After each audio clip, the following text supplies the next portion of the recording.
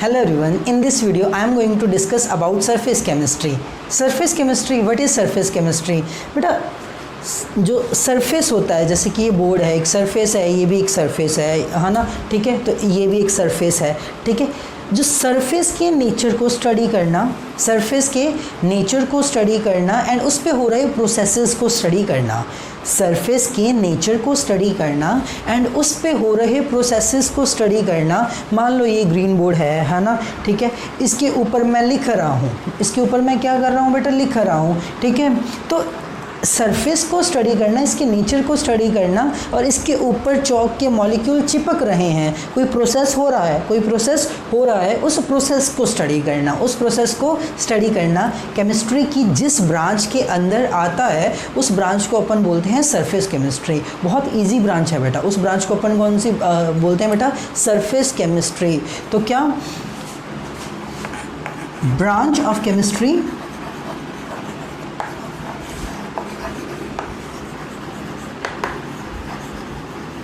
which deals with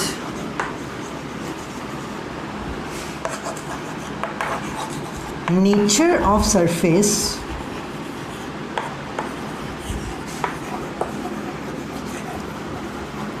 and the processes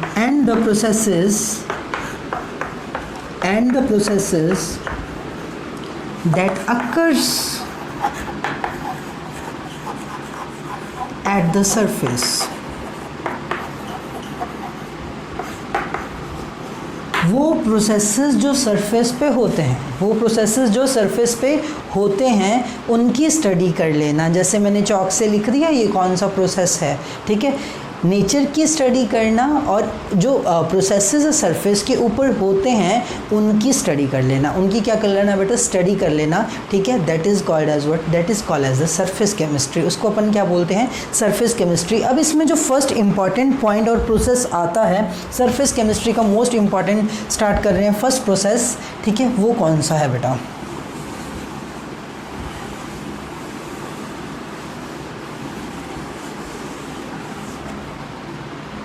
वो है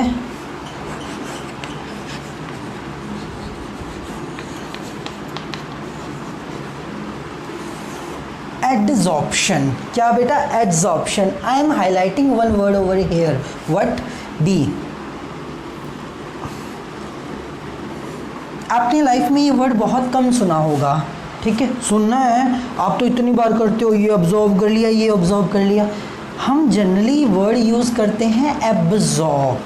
क्या यूज़ करते हैं बेटा, एब्जॉर्ब। हम जनरली कौन सा यूज़ करते हैं वर्ड, एब्जॉर्ब, यानी कि एब्जॉर्प्शन।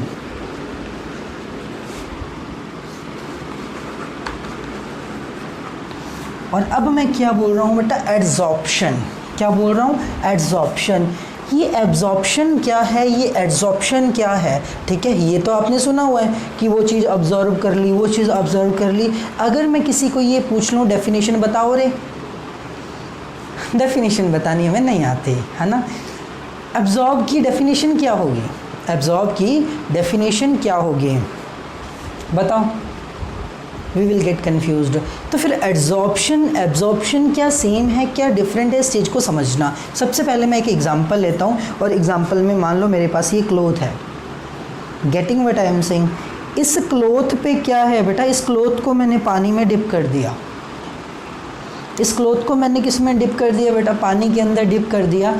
और पानी में डिप करने के बाद क्या होगा, ये क्लॉथ पानी को एब्जॉर्ब कर लेगा, है ना। और वो पानी, जब आपने पानी के अंदर पूरा डिप किया है, इसको निकाला है, ठीक है, तो पानी पूरे के पूरे क्लॉथ में इक्वली एब्जॉर्ब हो जाएगा, पानी पूरे के पूरे क्लॉथ में इक्वली चला जाएगा। Getting what I am saying, ठीक है, पानी पूरे के पूरे क्लॉथ में इक्वली चला जाएगा, ठीक है। जब आपका सब्सटेंस, ठीक है, जब आपका सब्सटेंस मॉलिक्यूलर स्पीशीज़ दूसरे सब्सटेंस के अंदर चला जाए, बल्क में इक्वली डिस्ट्रीब्यूट हो जाए, बल्क में इक्वली क्या हो जाए बेटा, डिस्ट्रीब्यूट हो जाए। जैसे कि और एग्जांपल, ठीक है, आपने देखा होगा कॉटन को पानी के अंदर डिप करो, ठीक है, तो सारा का सारा पानी कॉटन के अंदर चला जाता है, सारा का सारा पानी कॉटन के अंदर चला जाता है। आज कोई और एग्जांपल, बिस्किट, ठीक है, you dip the Parle G, yours favourite one, ठीक है। कई तो पार्ले जी को चाय में डुबोते हैं और कई ऐसे भी महान पुरुष होते हैं जो पार्ले जी को पानी में डुबो के खाते हैं। Parle G has become one of the most famous biscuit during this lockdown. Lockdown में इसने अपनी पॉपुलैरिटी और गेन कर ली, आपको भी पता ही होगा क्यों, सस्ता होने की वजह से ना, ठीक है। तो ये जो पार्ले जी है, जब इसको डिप करते हैं तो आपने ऑब्जर्व किया होगा, थोड़ी देर ज़्यादा रखोगे तो पिचक के गिर जाता है, लेकिन वो जो चाय है आपकी है ना, बड़ी टेस्टी चाय, उसके अंदर इक्वली डिस्ट्रीब्यूट हो जाता है ना, उसके अंदर क्या होता है, वो इक्वली डिस्ट्रीब्यूट हो जाता है, ठीक है। तो ये कॉमन एग्जांपल्स हैं किसके बेटा, अब्जॉर्प्शन के, किसके, अब्जॉर्प्शन के। तो अब्जॉर्प्शन को डिफाइन कैसे करते हैं, when the particles gets evenly distributed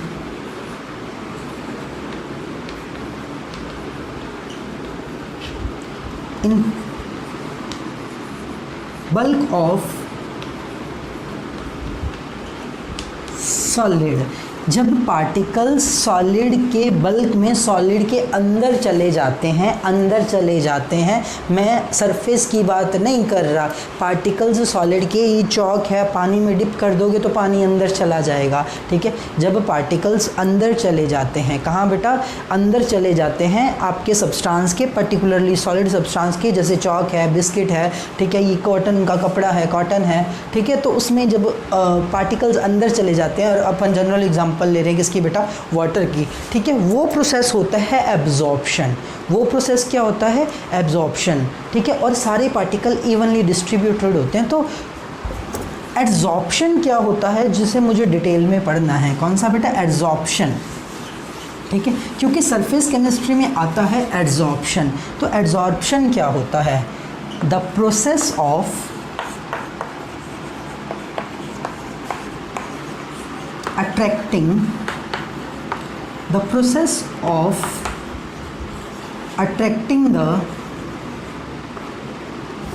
attracting and retaining the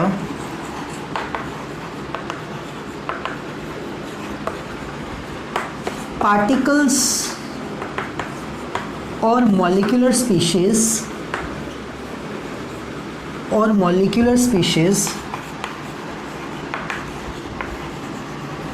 over the surface of substance, particularly solid,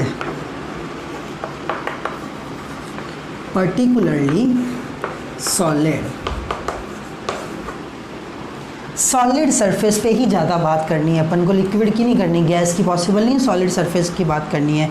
जब सॉलिड सरफेस के ऊपर पार्टिकल्स, अब इसका क्या मतलब है, the process of attracting and retaining the particles, ठीक है। पार्टिकल्स आएंगे सॉलिड सरफेस के ऊपर चिपक जाएंगे, इस बात को ध्यान से नोट करना बेटा। What is the difference between the adsorption and absorption. Particles आएंगे सॉलिड सरफेस के ऊपर चिपक जाएंगे, क्या होंगे बेटा, सॉलिड सरफेस के ऊपर चिपक जाएंगे, rather than going in the bulk. Particles आते हैं सॉलिड सरफेस के ऊपर चिपक जाते हैं, ठीक है। सरफेस पे अगर पार्टिकल रिटेन हो जाए, अंदर ना जाए, सरफेस पे पार्टिकल रिटेन हो जाएं, अंदर ना जाएं, वो कौन सा प्रोसेस कहलाता है बेटा, वो कहलाता है एड्जॉर्प्शन। मेरी बात समझना, जब पार्टिकल सरफेस पे रिटेन हो जाएं, ठीक है। एग्जांपल बताओ सर, ठीक है, एग्जांपल आपके सामने है, कैसे, ये बोर्ड है, मैंने चौक से लिख दिया, ठीक है। पार्टिकल्स कहाँ चिपक गए, पार्टिकल्स चिपक के बोर्ड के सरफेस पे, ठीक है। अगर मैं इस बोर्ड को तोड़ के अंदर से देखूं, क्या चौक के पार्टिकल्स अंदर आपको मिलेंगे, क्या चौक के पार्टिकल्स अंदर आपको मिलेंगे, ठीक है। तो पार्टिकल्स क्या हुए, अट्रैक्ट हुए और चिपक गए कहाँ पे बेटा, बोर्ड पे। ये एक सरफेस है, ये बोर्ड क्या है बेटा, एक सरफेस है, ठीक है। मैंने इस पे लिख दिया, ठीक है, these particles are attracted toward this surface, these particles are attracted toward it surface, they are retained at this surface, यहाँ पे रिटेन हो गए पर्टिकुलरली एट द सॉलिड। ये क्या है बेटा सॉलिड, तो ये क्या हुआ है जो मैंने लिखा है ये एड्जॉर्प्शन हो गया। किसका किसका एड्जॉर्प्शन हो गया, इस कैल्शियम कार्बोनेट का एड्जॉर्प्शन हो गया, इस पे हो गया ना, ठीक है। तो ये क्या कहलाता है एड्जॉर्प्शन, जब पार्टिकल्स क्या होते हैं बेटा सरफेस के ऊपर चिपक जाते हैं, सरफेस के ऊपर चिपक जाते हैं, वो क्या हो गया बेटा एड्जॉर्प्शन हो गया। क्या हो गया एड्जॉर्प्शन हो गया, ठीक है। तो एक टर्म आती है डीजॉर्प्शन,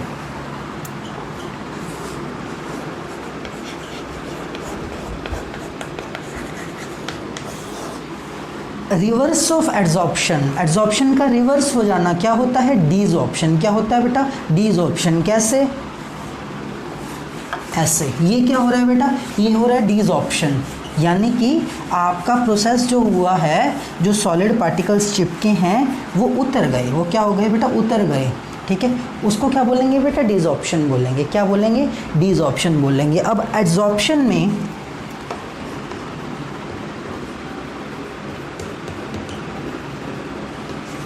दो चीज़ें बहुत इम्पॉर्टेंट हैं। First one is the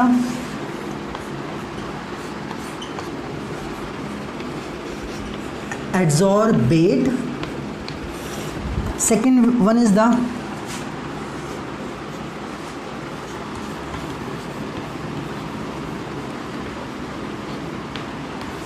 adsorbent. First is the adsorbate and second one is the adsorbent. अब ये एड्जॉर्बेट क्या है एंड एड्जॉर्बेंट क्या है, आपको दो चीज़ें याद होंगी, solute and solvent.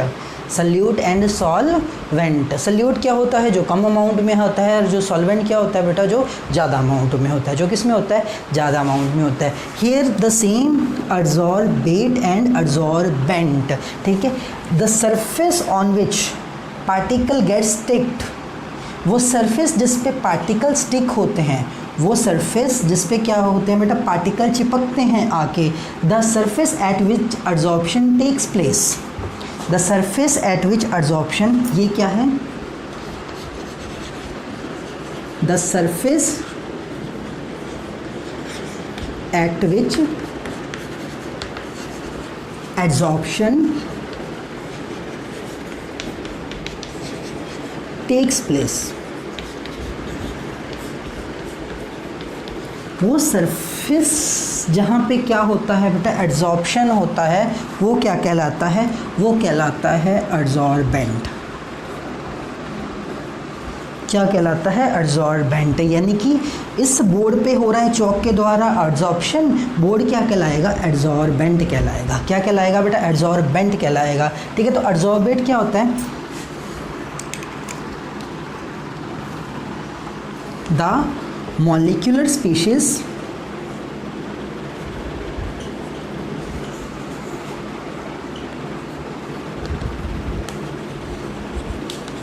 which is to be adsorbed, जिसने जाके चिपकना है, जिसने जाके क्या करना है बेटा चिपकना है, जिसने जाके स्टिक कर जाना है, जिसने जाके जैसे कि एक आपका बोर्ड है, इस पे चौक क्या काम कर रहा है, ये कैल्शियम कार्बोनेट क्या काम कर रहा है, ये कैल्शियम कार्बोनेट काम कर रहा है बेटा एड्जॉर्बेट का, किसका एड्जॉर्बेट का। यानी कि आपका अगर ये कोई सरफेस है इस तरह का, ठीक है, आपका ये कोई इस तरह का कोई सरफेस है, ठीक है, और उसके ऊपर आके मान लो गैस चिपक रही है, क्या चिपक रही है बेटा गैस पार्टिकल्स चिपक रहे हैं, इस तरह का कोई सरफेस है एंड गैस पार्टिकल्स क्या कर रहे हैं, जो गैस पार्टिकल्स हैं वो रेगुलरली क्या कर रहे हैं बेटा यहाँ पे चिपक रहे हैं, ठीक है। तो ये बात समझ लेना कि क्या हो रहा है, ये प्रोसेस सरफेस के ऊपर हो रहा है, ठीक है। तो ये प्रोसेस एड्जॉर्प्शन हो रहा है, क्या हो रहा है एड्जॉर्प्शन हो रहा है, ठीक है। अब ये क्या कहलाएगा, ये कहलाएगा एड्जॉर्बेंट, ये क्या कहलाएगा, ये कहलाएगा एड्जॉर्बेंट। तो ये क्या कहलाएगा, ये कहलाएगा एड्जॉर्बेट, ये क्या कहलाएगा एड्जॉर्बेट, ठीक है। अब और ये प्रोसेस क्या कहलाएगा, ये प्रोसेस कहलाएगा एड्जॉर्प्शन, क्या कहलाएगा एड्जॉर्प्शन। मान लो ये जो मॉलिक्यूल्स हैं उतर गए, ये मॉलिक्यूल्स जो चिपके थे यहाँ से क्या हुए बेटा, ये मॉलिक्यूल्स यहाँ से उतर गए, उतर गए, उतर गए, ये मॉलिक्यूल्स यहाँ से उतर गए। ठीक है, तो जब ये मॉलिक्यूल यहाँ से उतरे तो एडसॉर्बेट उतर गया, एडसॉर्बेट उतर गया। ठीक है, तो ये प्रोसेस क्या कहलाएगा बेटा, वो प्रोसेस हो जाएगा डिसॉर्प्शन। क्या हो जाएगा, डिसॉर्प्शन। यानी कि एड्सॉर्प्शन का रिवर्स क्या होता है, जब एड्सॉर्प्शन की वजह से जो पार्टिकल्स आके चिपकते हैं वो उतर जाते हैं, वो क्या होता है बेटा, वो होता है डिसॉर्प्शन। क्या होता है बेटा, डिसॉर्प्शन होता है। ठीक है, चलो आगे चलते हैं।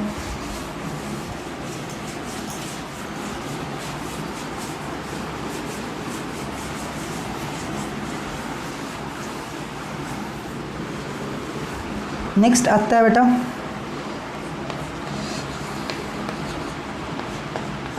Adsorption in action. इसका क्या मतलब है, कभी आपने एड्सॉर्प्शन के एग्जाम्पल देखे हो तो पहला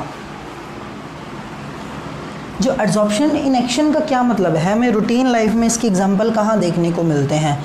आप क्या करना, एक एक्टिविटी कर सकते हैं ना। ठीक है, क्या होता है, एक आपने फ्लास्क ले ली, ठीक है बेटा,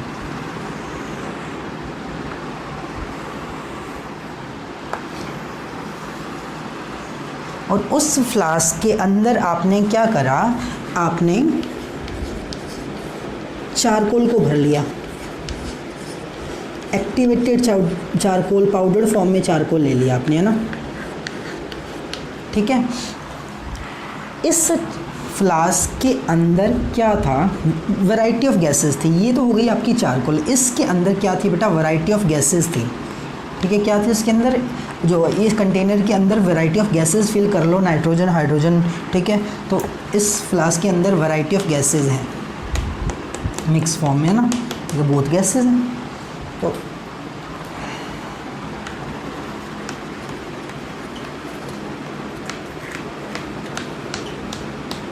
अब मान लो, ठीक है, ये क्लोज्ड है, ठीक है, आपने इसको रख दिया, ठीक है, शेक किया, रख दिया, जो मर्जी कर लो। ठीक है, तो यहाँ पे कॉक भी लगा हुआ है। ठीक है, तो आप क्या ऑब्जर्व करते हो, ठीक है, आपने यहाँ पे चारकोल डाला, ऊपर गैसेस फिट की हुई हैं, क्या की हुई हैं, गैसेस फिट की हुई हैं। ठीक है, आपने ऑब्जर्व किया इसका जो प्रेशर था, let us suppose P atmosphere था। कितना था बेटा, P एटमॉस्फेयर था। ठीक है, आपने ये प्रोसेस लंबे टाइम तक किया, पढ़ा रहा पढ़ा रहा पढ़ा रहा।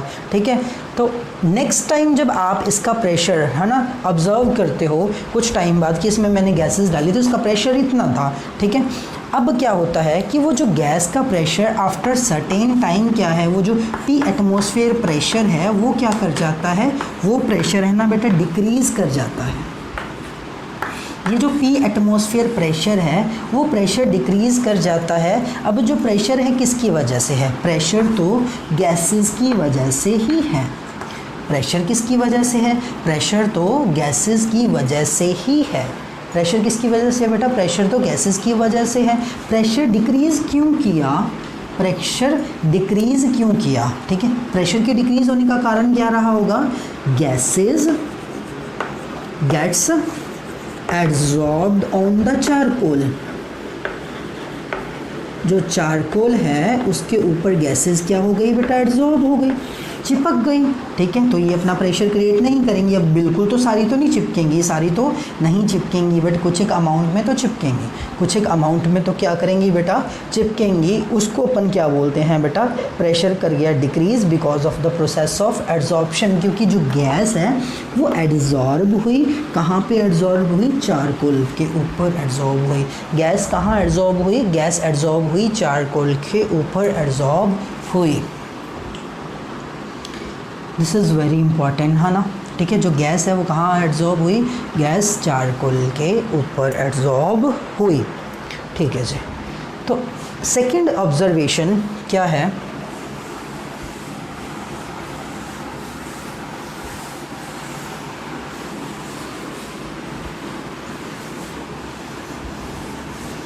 अगेन आप चारकोल ले लो और डाई ले लो, कोई भी डाई ले सकते हो, मिथिलीन ब्लू ले सकते हो, डाइज कलर्ड होती है ना। ठीक ठीक है, तो आपने charcoal will behave as adsorbate, ठीक है, तो आपने इसमें डाई इंट्रोड्यूस कर दी। क्या इंट्रोड्यूस कर दी बेटा? डाई इंट्रोड्यूस कर दी, ठीक है। मान लो ये ब्लू कलर की थी, किस कलर की थी? ब्लू कलर की थी। कुछ टाइम बाद ऊपर जो लिक्विड फॉर्म में फिल्ट्रेट होगा, क्या होगा बेटा? फिल्ट्रेट होगा। आप क्या ऑब्जर्व करोगे? इसका जो कलर है वो डिस्चार्ज हो गया,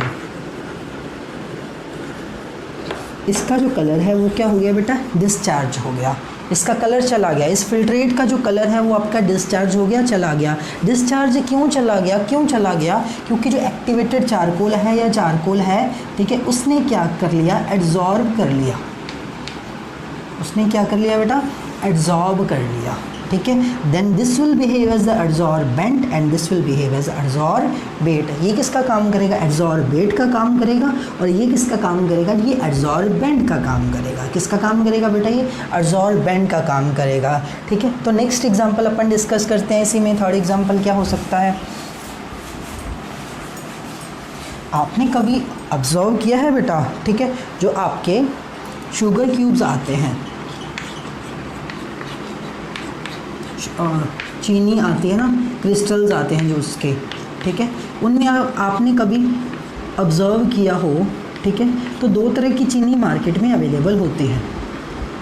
दो तरह की चीनी क्या होती है बेटा? मार्केट में अवेलेबल होती है, ठीक है। जो थोड़ी सस्ती क्वालिटी की चीनी होती है ना, थोड़ी येलो कलर की होती है, पीलापन सारा होता है उसमें, ठीक है। दो तरह की चीनी अपन को मार्केट में मिलती है, और जो थोड़ी सस्ती वाली होती है उसमें येलोइशनेस होता है उस चीनी में, ठीक है। और दूसरी टाइप की चीनी कौन सी होती है? ठीक है, जो अपन को प्योर वाइट मिलती है। क्या मिलती है बेटा? प्योर वाइट चीनी मिलती है, ठीक है। अब इन दोनों में फ़र्क क्या है? इन दोनों में फ़र्क क्या है बेटा? इन दोनों में मेन फ़र्क ये है, एक होता है एनिमल चारकोल, जो एनिमल्स से अपन को ऑब्टेन होता है, एनिमल चारकोल। इस चीनी को येलो नेचर वाली चीनी, जो क्रिस्टलाइजेशन के टाइम अपन को ओरिजिनल चीनी ऑब्टेन होती है, ठीक है, जब क्रिस्टल्स बनते हैं तो वो येलो कलर की ही होती है। वो किस कलर की होती है बेटा? येलो कलर की ही होती है। एनिमल चारकोल से इस चीनी को पास करवाया जाता है।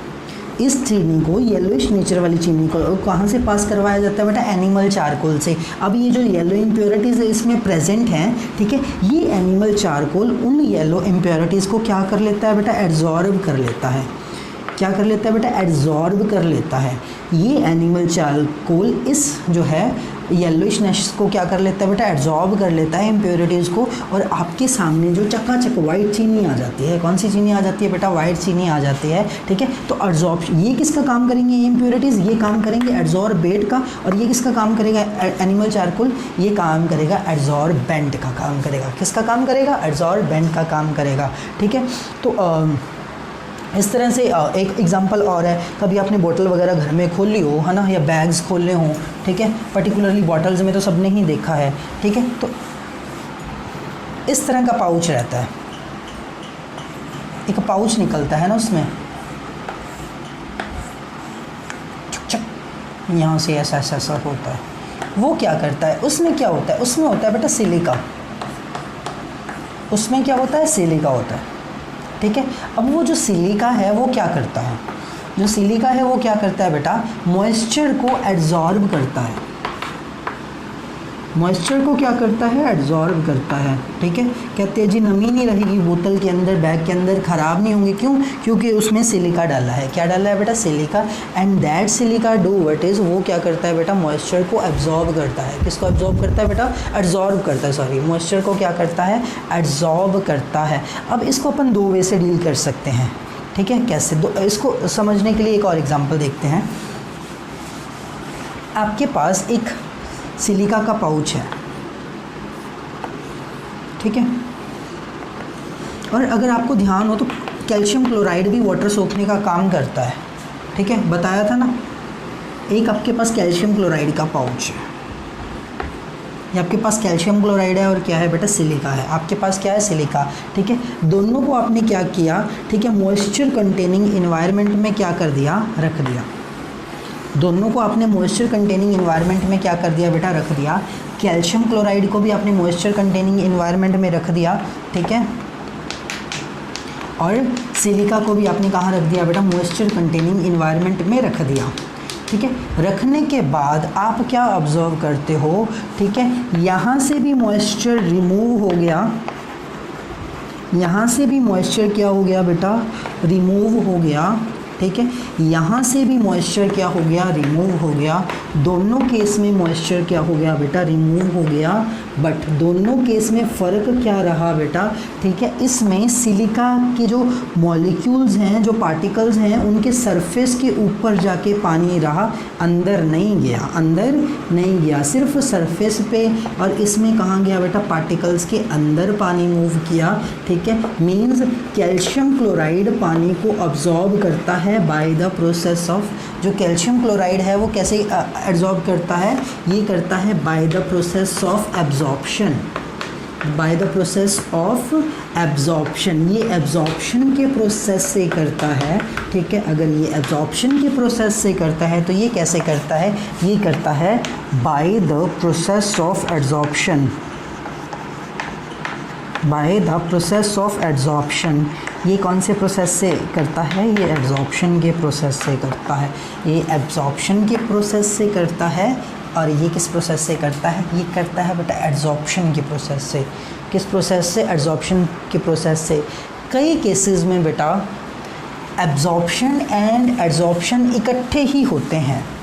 कई केसेस ऐसे हैं जिनमें क्या है बेटा, एब्जॉर्प्शन एंड एब्जॉर्प्शन क्या है बेटा, इकट्ठे ही होते हैं, ठीक है।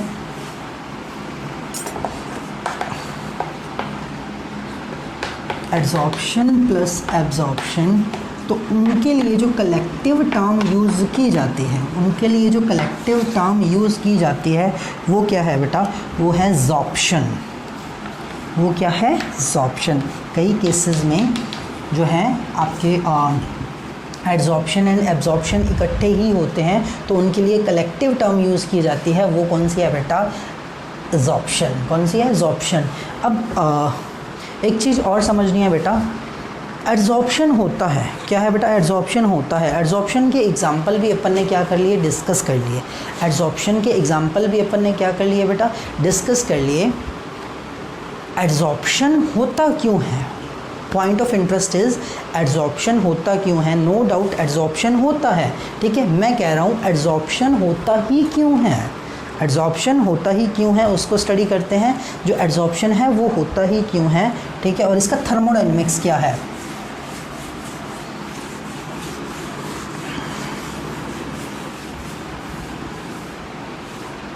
तो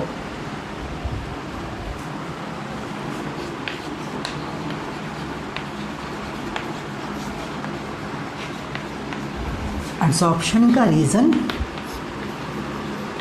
एंड इट्स थर्मोडायनेमिक्स।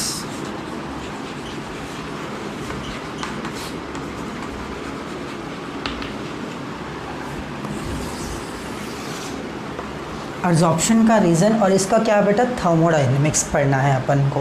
तो अब इस चीज़ को ध्यान में रखना, एब्जॉर्प्शन का रीज़न क्या और इसका थर्मोडायनेमिक्स क्या है। सरफेस के ऊपर क्या होता है बेटा, मान लो कोई भी सरफेस है, एब्जॉर्प्शन कहाँ होना है, एब्जॉर्प्शन तो सरफेस के ऊपर होना है। एब्जॉर्प्शन क्या है, सरफेस के ऊपर होना है, ठीक है। अब हर चीज़ किसकी बनी है बेटा, पार्टिकल्स, मॉलिक्यूल्स, है ना, ठीक है। मान लो ये सरफेस है,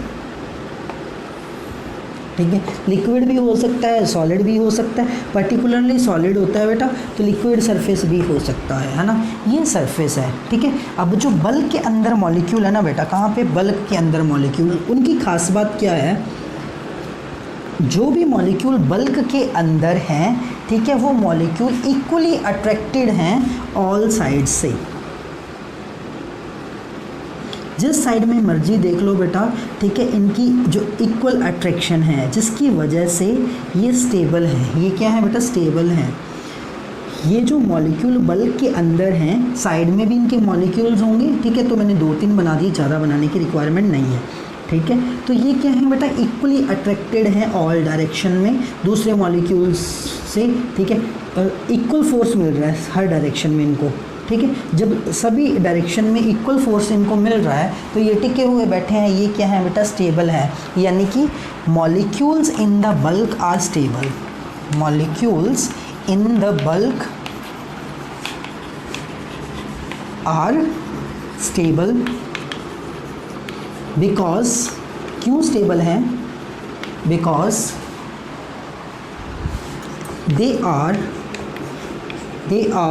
equally attracted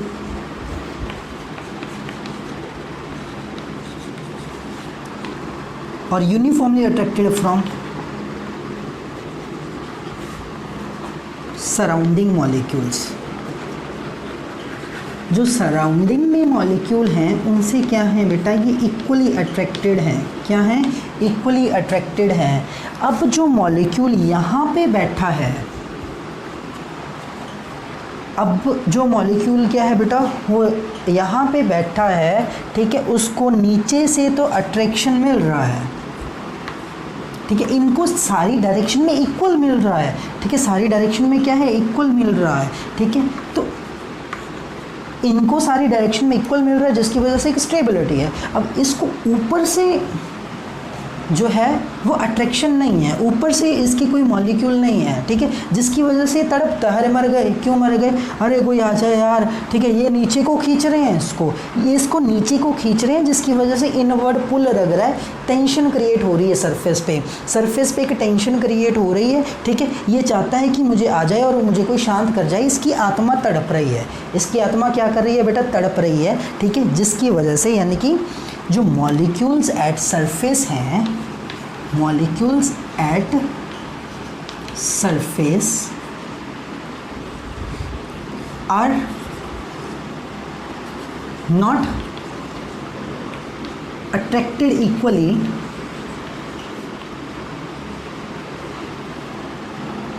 because they get attraction from downside only.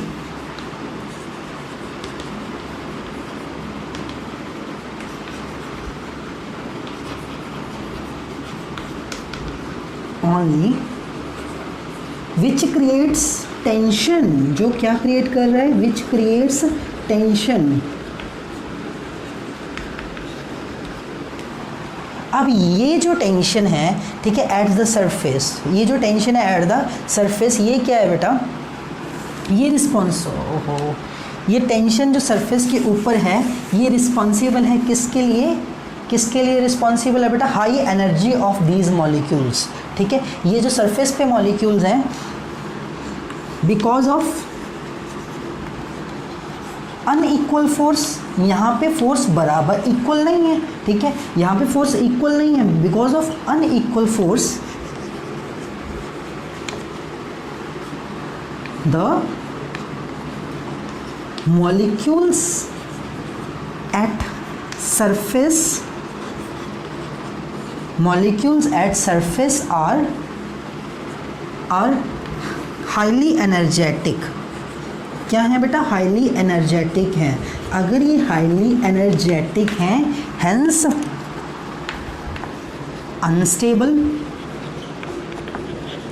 Unstable, ठीक है, तो ये स्टेबल नहीं है, तो इनको स्टेबल करने के लिए किसी को बुलाना पड़ेगा, क्या करना पड़ेगा, किसी को बुलाना पड़ेगा, ठीक है, तो ये स्टेबल नहीं है और रोते हैं, अरे यार कोई दान दक्षिणा दे दो मैं तो स्टेबल हो जाऊं, ठीक है, तो ये बाहर से मॉलिक्यूल्स को वेलकम करते हैं, सरफेस के ऊपर होता है ना एब्जॉर्प्शन, तो ये क्या करते हैं बेटा, बाहर से मॉलिक्यूल्स को वेलकम करते हैं, अपने सरफेस के ऊपर बुलाते हैं, ठीक है, और जैसे ही मॉलिक्यूल इनके सरफेस के ऊपर आते हैं, ठीक है, इनकी एनर्जी हाई है, इनकी एनर्जी क्या है बेटा, हाई है, जैसे ही मॉलिक्यूल सरफेस के ऊपर आते हैं, बिकॉज ऑफ विच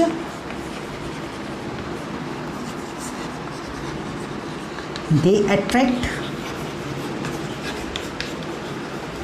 एड्जॉर्बेट आएगा या कोई भी मॉलिक्यूल आएगा, ठीक है, ये एड्जॉर्बेट को, और जैसे ही एड्जॉर्बेट आता है, ठीक है, तो इसको शांत करने के लिए आता है, इसकी तड़प रही है ना, इसकी आत्मा तड़प रही है, तो इसको क्या करता है बेटा, शांत करने के लिए आता है, क्या करने के लिए आता है, शांत करने के लिए आता है, ठीक है, तो हाई एनर्जी है, अनस्टेबल है, जैसे ही वो आता है तो जो है एनर्जी है बेटा, वो क्या होती है, रिलीज़ होती है, ठीक है, जैसे ही वो आएगा एनर्जी क्या होगी, एनर्जी रिलीज़ होगी, एनर्जी क्या होगी, रिलीज़ होगी। और एनर्जी रिलीज़ होगी किस फॉर्म, एनर्जी रिलीज़ होगी हीट की फॉर्म में, किस फॉर्म में, हीट की फॉर्म में, ठीक है। इसलिए एड्जॉर्प्शन का जो प्रोसेस है वो एक्सोथर्मिक है।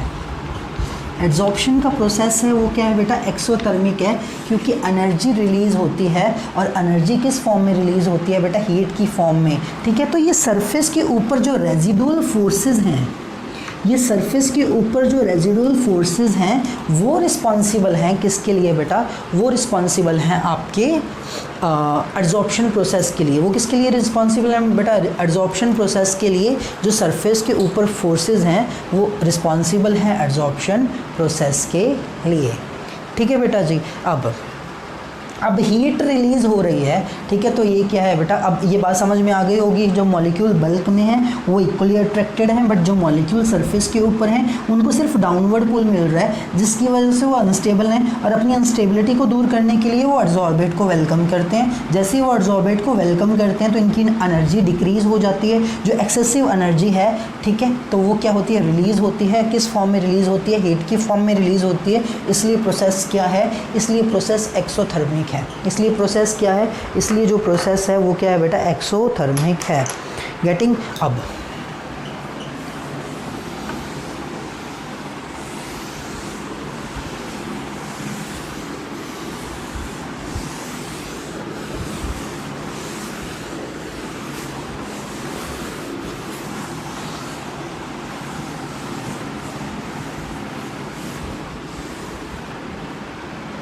चलो, अब थर्मोडायनेमिक्स की बात करते हैं बेटा, ठीक है। प्रोसेस स्पॉन्टेनियस क्यों है, कब प्रोसेस रुकेगा, कब प्रोसेस रुकेगा, ठीक है। तो रीज़न फॉर एड्जॉर्प्शन क्या है, रीज़न फॉर एड्जॉर्प्शन है residual forces present on the surface. तो सरफेस के ऊपर रेजिडुअल फोर्सेस हैं, ठीक है। तो वो मेन रीज़न है, एक रीज़न बोलो तो रेजिडुअल फोर्सेस हैं। कौन सी फोर्सेस हैं बेटा, रेजिडुअल, ठीक है। तो नेक्स्ट जो उसका सब टॉपिक का वो क्या था बेटा, thermodynamics of adsorption, thermodynamics of adsorption.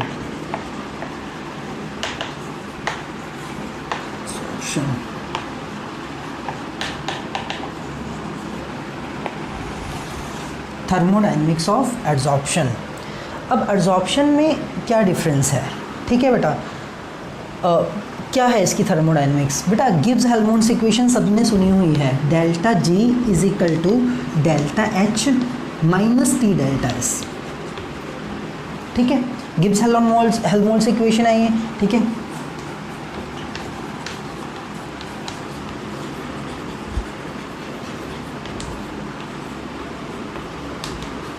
किसी भी प्रोसेस को स्पॉन्टेनियस होने के लिए डेल्टा जी को क्या होना पड़ता है, नेगेटिव होना पड़ता है। क्या होना पड़ता है बेटा, नेगेटिव होना पड़ता है। इस चीज़ को समझते रहना। किसी भी प्रोसेस को फिजिबल होने के लिए, स्पॉन्टेनियस होने के लिए जो डेल्टा जी है उसको क्या होना पड़ता है, नेगेटिव होना पड़ता है। अब अपने पास सरफेस है, ठीक है।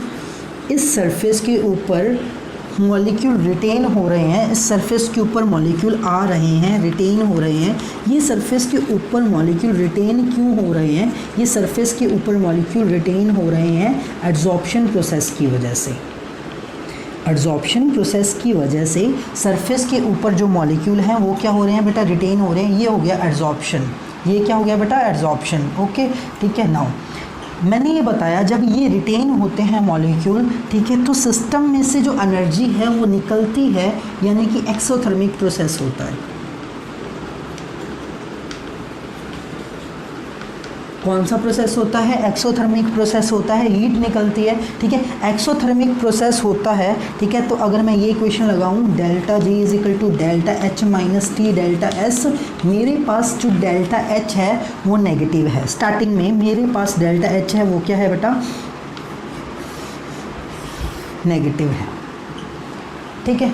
स्टार्टिंग में मेरे पास जो डेल्टा एच है वो क्या है बेटा, नेगेटिव है। डेल्टा एस के बारे में क्या कहोगे, डेल्टा एस नेगेटिव है या पॉजिटिव है बेटा, ठीक है। डेल्टा एस पॉजिटिव कब होता है, जब रैंडमनेस ज़्यादा होती है, बिखराव ज़्यादा होता है। डेल्टा एस पॉजिटिव कब होता है? जब रैंडमनेस ज़्यादा होती है, बिखराव ज़्यादा होता है। और डेल्टा एस नेगेटिव कब होता है? जब रैंडमनेस कम होती है। जब रैंडमनेस क्या होती है?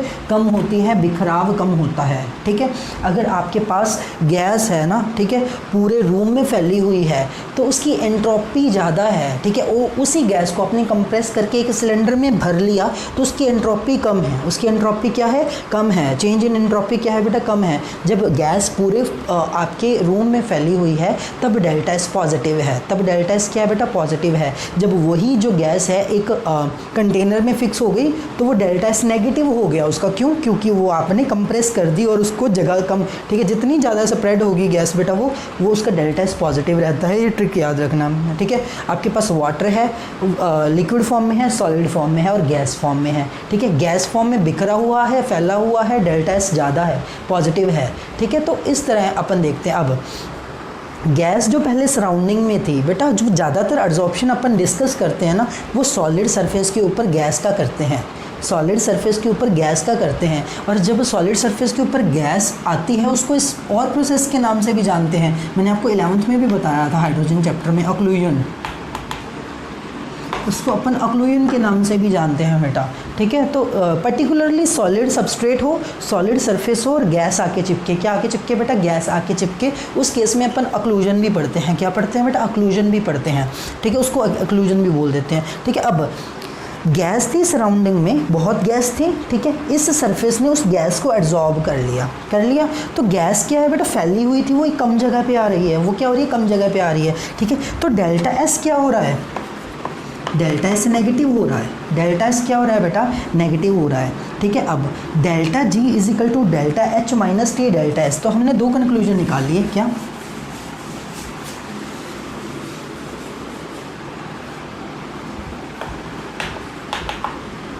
Delta G is equal to delta H minus T delta S.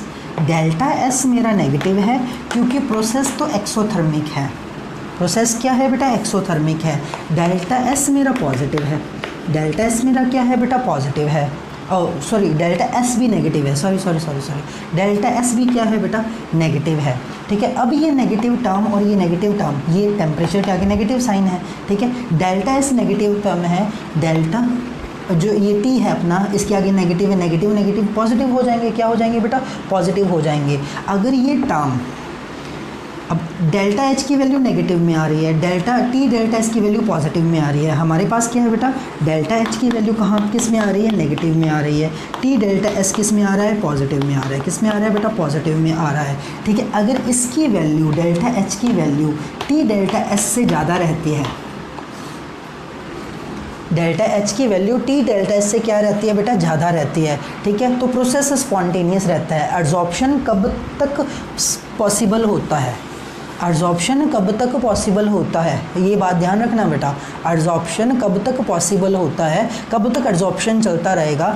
Delta H की वैल्यू जब तक टी डेल्टा एस की वैल्यू से ज़्यादा रहेगी, क्योंकि ये एक्सोथर्मिक प्रोसेस है।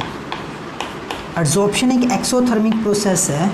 ठीक है, तो डेल्टा एच की वैल्यू टी डेल्टा एस से ज़्यादा रहेगी क्योंकि ये पॉजिटिव टर्म आ रही है, तो नेगेटिव पॉजिटिव। ठीक है, ये वैल्यू ज़्यादा रहेगी तो डेल्टा जी क्या आ जाएगा बेटा? नेगेटिव आ जाएगा। क्या आ जाएगा बेटा? नेगेटिव आ जाएगा। बट प्रैक्टिकली क्या ऑब्जर्व किया जाता है?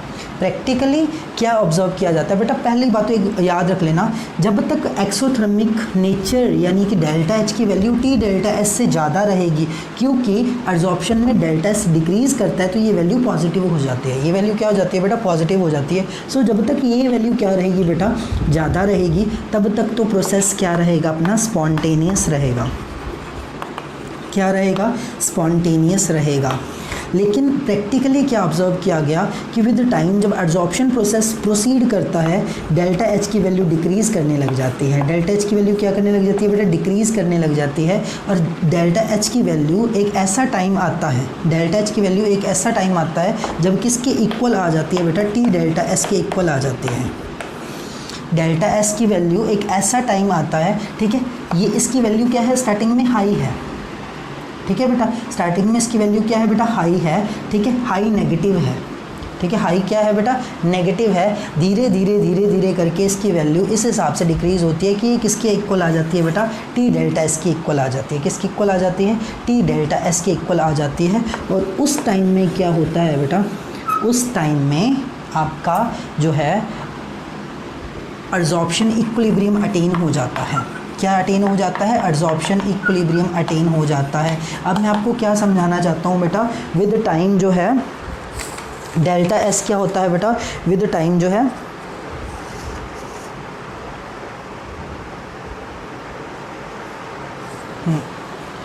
तो डेल्टा एच की वैल्यू डिक्रीज़ करती है। डिक्रीज़ करने का मेरा मतलब है लेस नेगेटिव हो जाती है। विद टाइम जो डेल्टा एस की वैल्यू है, अपने डेल्टा एच की वैल्यू है लेस नेगेटिव हो जाती है। क्या हो जाती है बेटा, लेस नेगेटिव हो जाती है। ठीक है, तो डेल्टा जी नेगेटिव होने के लिए डेल्टा एच को है ही नेगेटिव, डेल्टा एच क्या है बेटा, नेगेटिव ही है। टी डेल्टा एस क्या है बेटा, पॉजिटिव है। ठीक है, विद टाइम डेल्टा एच क्या है, लेस नेगेटिव होने लग जाता है। क्या होने लग जाता है बेटा, लेस नेगेटिव होने लग जाता है। और जब ये किसके इक्वल आ जाए बेटा, टी डेल्टा एस के इक्वल आ जाए, जब डेल्टा एच किसके इक्वल आ जाए, टी डेल्टा एस के इक्वल आ जाए, वहाँ पे एब्जॉर्प्शन इक्विलिब्रियम अटेन हो जाता है। वहाँ पे क्या अटेन हो जाता है, एब्जॉर्प्शन इक्विलिब्रियम अटेन हो जाता है। ठीक है, और एब्जॉर्प्शन इक्विलिब्रियम जहाँ पे अटेन होता है वहाँ पे क्या होता है बेटा, एब्जॉर्प्शन एंड डीजॉर्प्शन साइमल्टेनियसली चल पड़ते हैं। एब्जॉर्प्शन एंड डीजॉर्प्शन क्या होता है बेटा, साइमल्टेनियसली चल पड़ते हैं। ठीक है, अब आपको पता है ना, इक्विलिब्रियम जब आता है तो फॉरवर्ड एंड बैकवर्ड प्रोसेस क्या होते हैं, इक्वल होते हैं। ठीक है, तो मान लो ये आपका सरफेस है जिसपे क्या है बेटा, आपके कुछ एक गैस मॉलिक्यूल चिपके हुए हैं। ठीक है, और मान लो इस पॉइंट पे इक्विलिब्रियम अटेन हो गया, that is called as absorption equilibrium. बेटा एब्जॉर्प्शन इक्विलिब्रियम पे डेल्टा एच किसके इक्वल होता है, ध्यान में रख लेना, टी डेल्टा एस के। किसके इक्वल होता है, टी डेल्टा एस के। और एब्जॉर्प्शन इक्विलिब्रियम पे डेल्टा जी की वैल्यू क्या होती है बेटा, जीरो होती है। एब्जॉर्प्शन इक्विलिब्रियम पे डेल्टा जी की वैल्यू क्या होती है बेटा, जीरो होती है। ठीक है, तो अब यहाँ पे मान लो एब्जॉर्प्शन इक्विलिब्रियम अटेन हो गया। अब जो नए मॉलिक्यूल्स आएंगे उनका क्या रहेगा, ठीक है, वो एब्जॉर्ब होंगे, बिल्कुल होंगे। इक्विलिब्रियम में क्या है, जो नए आए वो यहाँ पे एब्जॉर्ब हो गए। ठीक है, पुराने वाले यहाँ से चले जाएंगे। ठीक है, जितने एब्जॉर्ब होंगे उतने पुराने वाले क्या वो चले जाएंगे। यही तो इक्विलिब्रियम है, यही क्या है बेटा, इक्विलिब्रियम है। ठीक है, तो ये है बेटा आपका थर्मोडाइनमिक्स ऑफ द एब्जॉर्प्शन। किसका थर्मोडाइनमिक्स बेटा, एब्जॉर्प्शन का थर्मोडाइनमिक्स। मैंने पीछे एक गलती से बोल दिया था बेटा, डेल्टा एच डिक्रीज़ कर जाता है। ठीक है, डेल्टा एच मतलब लेस नेगेटिव हो जाता है, मेरे को ये बोलना चाहिए था वहाँ पे, I am sorry for that. ठीक है, डेल्टा एच क्या हो जाता है बेटा, लेस नेगेटिव हो जाता है। लेस नेगेटिव होगा तो पॉजिटिव की तरफ अप्रोच करेगा, पॉजिटिव की तरफ अप्रोच करेगा तो डेल्टा एच किसके इक्वल आ जाएगा बेटा, टी डेल्टा एस के इक्वल आ जाएगा। किसके इक्वल आ जाएगा, टी डेल्टा एस के इक्वल आ जाएगा। ठीक है, अब यहाँ से मुझे दो चीज़ों में डिफरेंस क्रिएट करवाना है, एक है एब्जॉर्प्शन और दूसरा है एब्जॉर्प्शन। एक है एब्जॉर्प्शन और दूसरा क्या है बेटा, एब्जॉर्प्शन। दो चीज़ों में डिफरेंस पढ़ते हैं, एक है एब्जॉर्प्शन और दूसरा क्या है, एब्जॉर्प्शन।